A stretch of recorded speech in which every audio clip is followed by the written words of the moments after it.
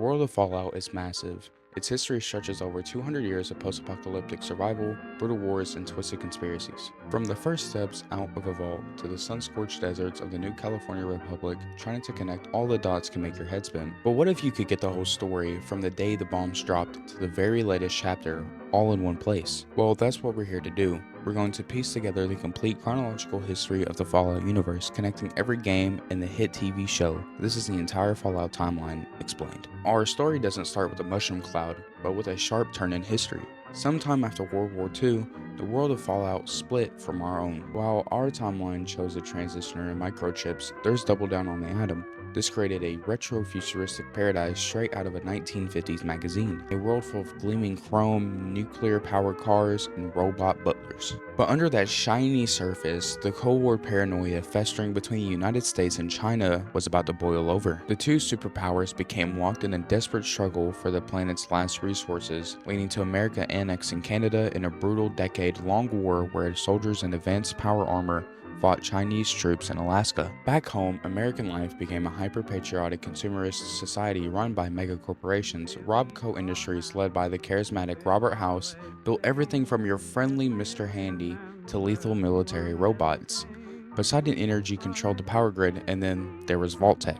Publicly, Vault-Tec was the savior of America. They were hired by the government to build over 100 giant underground shelters, vaults, to protect the population from nuclear fire. But the truth was far more sinister. The vaults were never really meant to save people. They were a series of cruel, elaborate, social experiments cooked up by the pre-war US government and Vault-Tec's own twisted scientists. These experiments were designed to test humanity under extreme conditions, gathering data for the government's elite, who planned to one day retake the Earth from their own secure bunkers. This shadowy group would eventually become known as the Enclave. And as a TV series recently revealed, the conspiracy may have gone even deeper than expected. Vault-Tec executives and other corporate leaders decided the best way to secure their future was to make the apocalypse happen themselves. One executive, Barb Howard, argued that to beat their competition, they should start the war. By ensuring the bombs would fall, Vault-Tec could guarantee the success of their vaults and emerge as the new rulers of the world. On October 23, 2077, it finally happened. Sirens wailed as nuclear warheads began to fall. In just 2 hours, the world was consumed by atomic fire as China and the United States emptied their arsenals, wiping civilization off the map. The Great War was over in the blink of an eye, but the age of the wasteland was just the beginning. A lucky few made it to the vaults, sealed away from the horrors outside. The elites of the Enclave retreated into their private shelters, like the Poseidon oil rig off the California coast. Everyone else was left to face the atomic hellfire. Many were burned to ash, others were warped by the intense radiation, becoming ghouls. Some of these ghouls became feral, mindless monsters, but many retained their memories and personalities, cursed to live on as decayed shadows of their former selves. War never changes. For 25 years, the world simmered in radiation. Then on October 23rd, 2102, the door to Vault 76 rolled open in the hills of the Appalachia. This was Reclamation Day, when America's brightest and best were supposed to emerge and start rebuilding. What they found was a graveyard. The local survivors of the war had all been killed by a terrifying alien-like plague. Following the trail of their overseer, the Vault 76 dwellers uncovered the story of the factions who fought and died before them. They found the responders, former emergency workers who tried to help survivors. They found the Free States, paranoid preppers who had succeeded from the US before the war, and they found the remains of the Appalachian Brotherhood of Steel, a military unit that had gone rogue after discovering the government's unethical experiments. All of them had been wiped out by the Scorch Plague. This plague turned humans into mindless, hive-minded husks and was spread by terrifying bat-like monstrosities called Scorch Beasts that had crawled out from deep within the earth. The dwellers of Vault 76 picked up where these fallen heroes left off. Inheriting their research, they took on the Overseer's secret mission to access Appalachia's nuclear missile silos. In a desperate final move, they used the old world's ultimate weapon against its new monstrous threat. By nuking the Scorch Beast's main nest at Feature Site Prime, they lured out and destroyed the Scorch Beast Queen, the source of the plague. With the main threat to Appalachia finally gone, people began to return to the region, including new waves of raiders and settlers, kickstarting the slow, painful process of rebuilding. 59 years later, and 2,000 miles away in Southern California, another vault door opens, this time out of desperation. In 2061, Vault 13's water chip has broken. With only 150 days of water left, the Overseer sends a lone vault dweller out into the wasteland to find a replacement. The world they find is a brutal desert, but small sparks of civilization are taking hold, like the town of Shady Sands, founded by people from another vault. But a new threat is looming, an army of hulking green supermutants. This army is led by a grotesque creature called the Master, originally a man named Richard Gray. A prolonged, horrifying exposure to a pre-war bioweapon called the Force Evolutionary Virus. At the military base, they twisted him into a fusion of flesh and computer. The Master believed humanity's differences caused the Great War, and the only path to peace was to evolve everyone into a single race of supermutants, a plan he called the Unity. His army was kidnapping wastelanders and dipping them into FEV vats to create more soldiers. The Vault Dweller finds a new water chip, but is immediately sent back out to stop his new threat. They fight their way to the Mariposa military base to destroy the FAV vats, cutting off the Master's supply of new mutants. Finally, they confront him in his lair beneath a cult he created as a front. The Vault Dweller can either kill him or present him with the devastating truth. The FEV makes the super mutants completely sterile. His master race is a dead end. Realizing his life's work was a failure, the Master destroys himself in his cathedral in a nuclear explosion. The Vault Dweller returns to Vault 13 as a hero, but in a tragic twist of fate, the Overseer exiles them, fearing their stories of the outside world would inspire others to leave. Cast out the hero who saved the wasteland is left to wonder the world they saved. Now heading into Fallout 2, 80 years later the exiled Vault Dweller has found the tribal village of Ario. Now in 2241, Ario is dying from a terrible drought. The village elder asks the Vault Dweller's direct descendant, known as the Chosen One, to find a Garden of Eden creation kit or a GECK, a pre-war miracle device that can bring life to the wasteland. The world the Chosen One finds is more far civilized than the one their ancestor knew.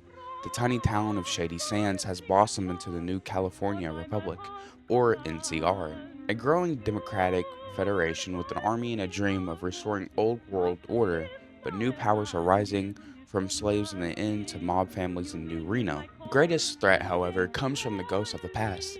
The Enclave, the secret siebel of pre-war government and corporate leaders, has re-emerged from their oil rig.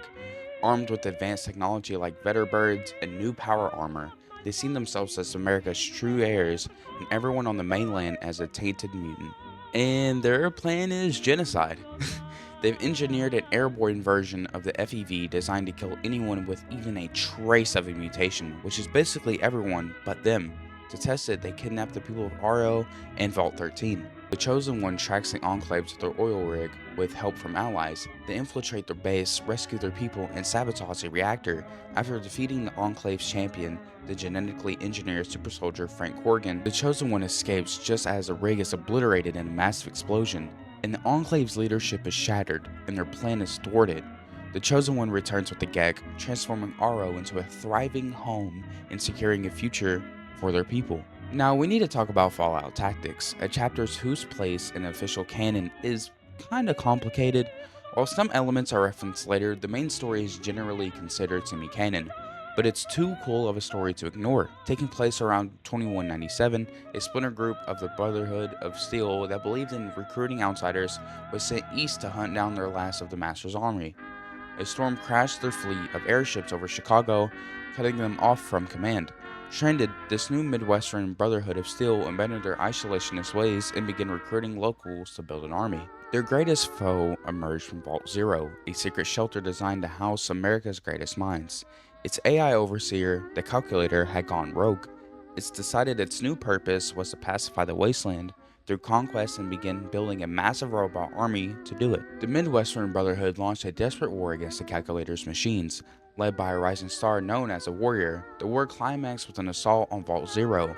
Hidden inside Cheyenne Mountain, the Brotherhood used a nuke to blast their way in, and the Warrior squad managed to destroy the Mad AI, securing the vault as their new headquarters. Let's jump forward to 2277, 200 years after the Great War, and head to the capital wasteland around Washington, D.C. You spent your entire life in Vault 101. On your 19th birthday, your father James abruptly leaves the vault. throwing everything into chaos.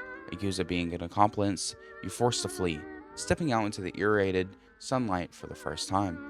Your search for your father leads you across a dangerous wasteland where you learn he's a brilliant scientist. His life's work was Project Purity, a giant water purifier in the Jefferson Memorial designed to cleanse the entire route to a Atlantic River that left the vault to function. Your quest puts you on a collision course with the Enclave. After their West Coast defeat, they regrouped under a new leader, a sentient and Zack supercomputer calling itself President John Henry Eden. While Eden was the voice and brain of this new enclave, the man on the ground was a ruthless Colonel Augustus Autumn. Eden has his own plans for Project Purity. He wants you to infect it with a modified FEV that would poison the water, killing almost everyone in the capital wasteland. You eventually find and rescue your father, and together you restart Project Purity, but the enclave storms the memorial to keep the purifier out of their hands. James sacrificed himself, flooding the control room with lethal radiation. Allied with the local Brotherhood of Steel, you fight back and take the project. After a final showdown with Colonel Autumn, you face a desperate choice. The activation code must be entered manually inside a irradiated chamber. Someone has to make the ultimate sacrifice to bring clean water to the wasteland and fulfill your father's legacy. Just 4 years later, in 2281, a simple delivery job in the Mojave Desert goes sideways. You're a carrier, hired to carry a single platinum poker chip, but you're ambushed, shot in the head by a man in a checkered suit named Benny, and left in a shallow grave. Miraculously, you survived. Pulled from the dirt by a friendly robot and patched up by a local doc, you set out for revenge. Your journey to find Benny plunges you into a three-way power struggle for the Mojave's greatest prize, Hoover Dam and its endless supply of water and power. Vying for control are the new California Republic, the overstretched but democratic bear trying to annex the region, Caesar's Legion, a brutal and totalitarian slave army of Roman Empire cosplayers led by the ruthless Caesar and the enigmatic Mr. House. The pre-war CEO of Rob Co., House has kept himself alive for over 200 years in a life support chamber atop his Lucky 38 casino. The platinum chip you were carrying is the key to upgrading his army of robots, giving him the power to kick everyone else out of his city. As a carrier, your actions decide who rules the Mojave. Will you side with the flawed but democratic NCR, join the Legion's brutal conquest, or help Mr. House secure his acratic city-state, or help the rogue AI named Yes Man? Will you take House's army for yourself and forge an independent Vegas? The second battle of Hoover Dam will reshape the Southwest, and you're the one who decides how. 6 years later, we move in the Commonwealth, the ruins of Massachusetts. The story just starts moments before the bombs fall in 2077. You, your spouse, and your infant son, Sean, race into Vault 111, but it's a trap. You're frozen in cryogenic stasis. You wake up briefly decades later, only to watch helplessly as your spouse is murdered and your baby is kidnapped before you're put back on ice. You finally emerge in 2287, the sole survivor of Vault 111. You venture into a Commonwealth gripped by paranoia over a shadowy underground organization called the Institute, which is rumored to be kidnapping people and replacing them with perfect synthetic replicas known as Siths. But the search for your son, Sean, gets tangled up with the Commonwealth's factions. The Minutemen, a militia trying to protect everyday people, the Brotherhood of Steel, who have arrived on massive airships to destroy all synths, and the Railroad, an underground group trying to free sentient synths. Your journey leads to an unbelievable revelation. After tracking down the mercenary who killed your spouse, you find a way into the Institute, and there you find your son, Sean. But he's not a baby, he's an old man. The director of the Institute, who calls himself Father, he was taken 60 years ago and raised by the Institute, and his pre-war DNA was used to perfect their human-like synths. A now-dying Sean wants you to take his place. You face an impossible choice: lead the Institute, join the Brotherhood's crusade, or fight for the synth's freedom with the Railroad, or stand with the Minutemen to protect the people on the surface. Your decision will determine which faction controls the Commonwealth's future. This brings us to 2296, 9 years after Fallout 4 and back to California. Here, three stories collide. Lucy McLean is an optimistic vault dweller from Vault 33. Her life is shattered when raiders led by Lee McDover attack her vault and kidnap her father, Overseer Hank McLean. Lucy leaves her home for the first time to rescue him. Maximus is an ambitious squire in the Brotherhood of Steel. Desperate to prove himself and become a knight, he's sent on a mission to retrieve a valuable piece of tech from a runaway Enclave scientist. And then there's a goal. Once he was Cooper Howard, a famous pre-war actor and Vault Tech spokesman. 2 centuries of radiation and hardship have turned him into a clinical immortal bounty hunter. Their paths cross over a single bounty, the head of Dr. Wiltzig, the fleeting scientist. The head contains a cold fusion reactor, a device that could provide limitless energy. As they fight for this prize, Lucy uncovers a truth that rewrites wasteland history. She learns the real purpose of Vaults 31, 32, and 33 was a management training program. Vault 31 housed cryo-frozen pre-war Vault Tech executives who were periodically thawed to run the other two vaults. Her own father, Hank, was one of them. This was a bombshell for fans, as it revealed a devastating new piece of lore.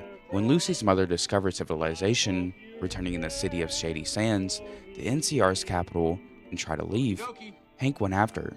To eliminate any competition for Vault-Tech's future role, Hank McLean personally nuked Shady Sands, turning the city into a crater and his own wife into a feral ghoul. In the end, Moldaver activates the cold fusion reactor but dies. Hank escapes in a suit of power armor, flying towards the unmistakable skyline of New Vegas.